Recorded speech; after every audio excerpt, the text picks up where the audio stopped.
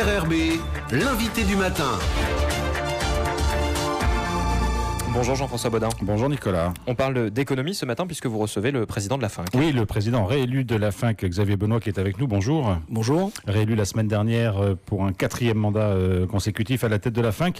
Comment se porte la FINC aujourd'hui? Je parle de l'institution, pas des entreprises. On aura l'occasion d'y revenir dans un instant. L'institution FINC, elle essaie de s'adapter à la situation économique et sociale de la Calédonie. L'objet principal de la FINC, c'est d'accompagner ses adhérents. Donc, on a aujourd'hui à peu près 200 adhérents à la FINC, tous secteurs confondus. Et effectivement, en niveau organisation, sur la partie des permanents, on essaie de s'adapter à la réalité des besoins de ces adhérents. Et puis, effectivement, on renouvelle nos instances dirigeantes, donc les élus. Et donc, l'objectif, c'est effectivement d'associer les élus aux dossiers qui vont être portés par la FINC dans les prochains mois. Alors la FINC a aussi un petit peu adapté ou changé son positionnement par rapport au monde patronal. Vous avez adhéré au MEDEF, vous êtes toujours adhérent de la CPME. Pourquoi cette stratégie? Qu'est-ce qui vous a poussé à changer peut-être d'orientation? Le positionnement de la FINC donc en début d'année et particulièrement en début de la crise de Covid, ça a été de dire on a passé pour des très bonnes raisons sûrement beaucoup de temps à se battre et on a mis beaucoup d'énergie à se battre les uns contre les autres et finalement ça nous a permis d'aboutir sur assez peu de dossiers sur les 10 dernières années et donc on aurait sûrement intérêt à changer de positionnement et on a eu des discussions effectivement au sein de la CPME avec le MEDEF, avec l'U2P aussi et puis on a vu qu'en début de crise Covid on était autrement plus efficace quand on était unis au niveau patronal. On tire peut-être les enseignements de l'intersyndicale qui a avancé en étant unis. Et donc, on a dit qu'il fallait que nous, Fédération des industries, on donne un signe positif et d'engagement sur le sujet. Et donc, mettre un mouchoir sur les querelles qui ont pu nous animer sur les années précédentes. Et donc, effectivement, de redemander notre adhésion au MEDEF et demander notre adhésion à l'U2P. Unité de façade ou unité sur le long terme?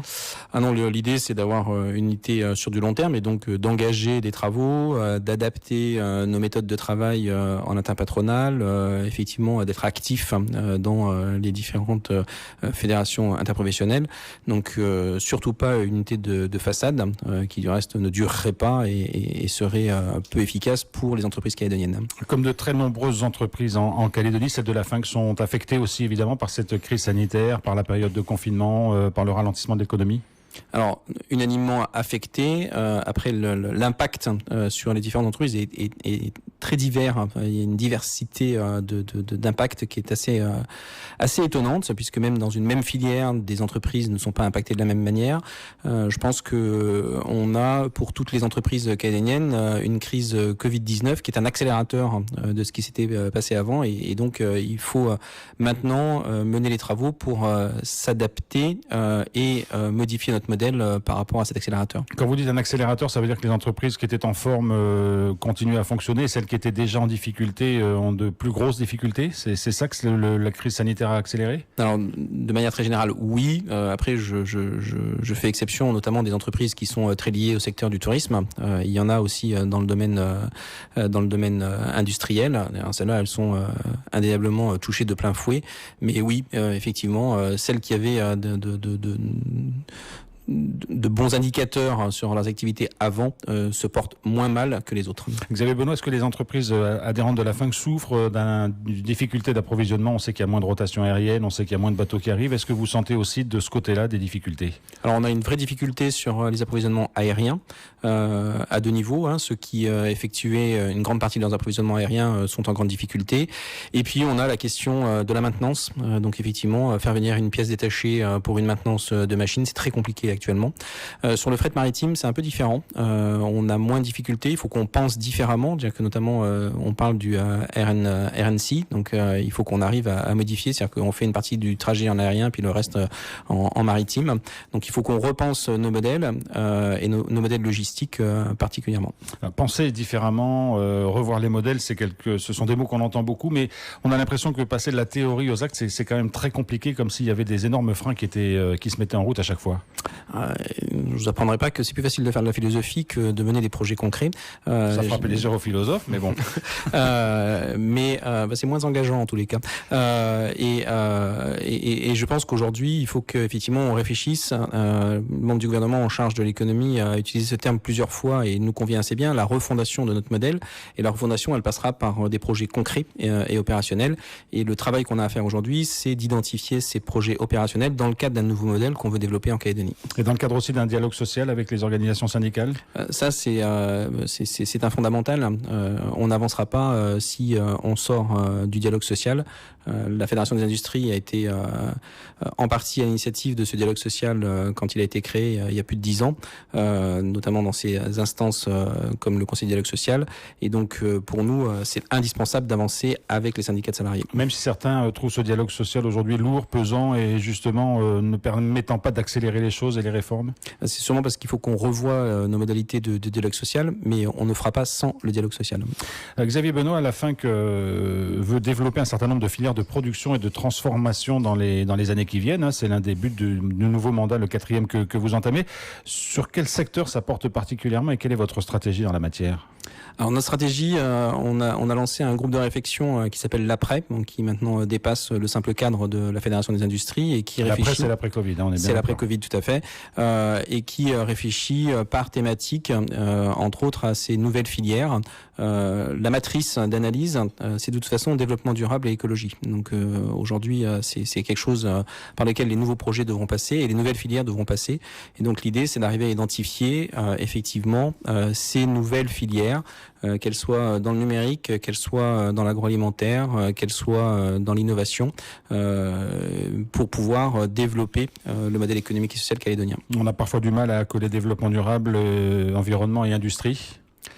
Eh bien, c'est sûrement un des premiers sujets sur lesquels il faut qu'on travaille, mais pourtant, c'est une réalité puisque à partir du moment où on développe son industrie localement, on comprend tout de suite que l'empreinte carbone du territoire sera moins importante.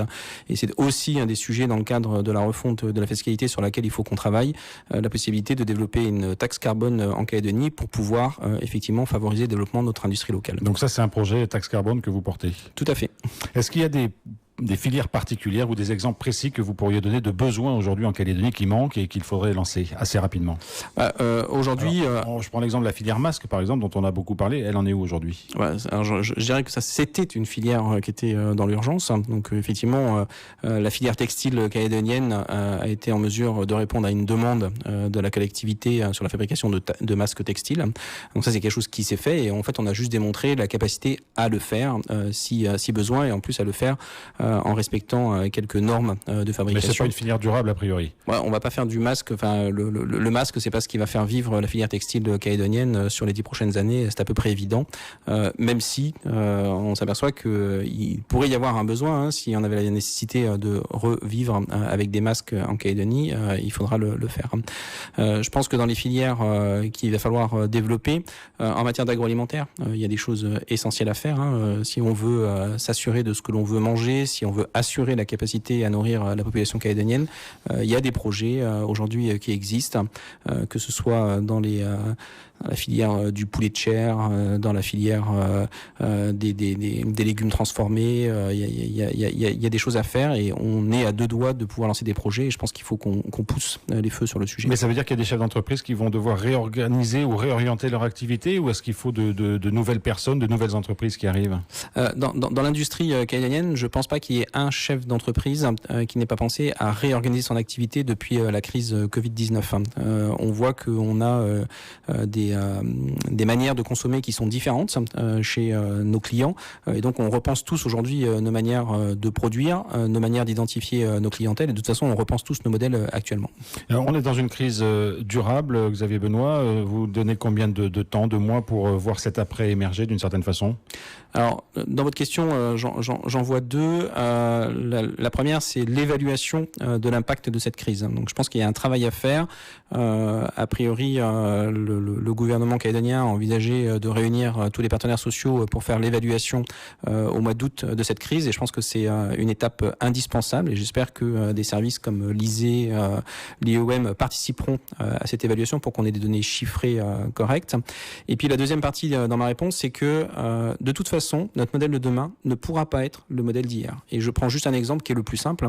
Demain, on ne prendra plus l'avion en partance ou vers la Nouvelle-Calédonie comme on prenait un RER par le passé. Et ça va changer notre mode de fonctionnement.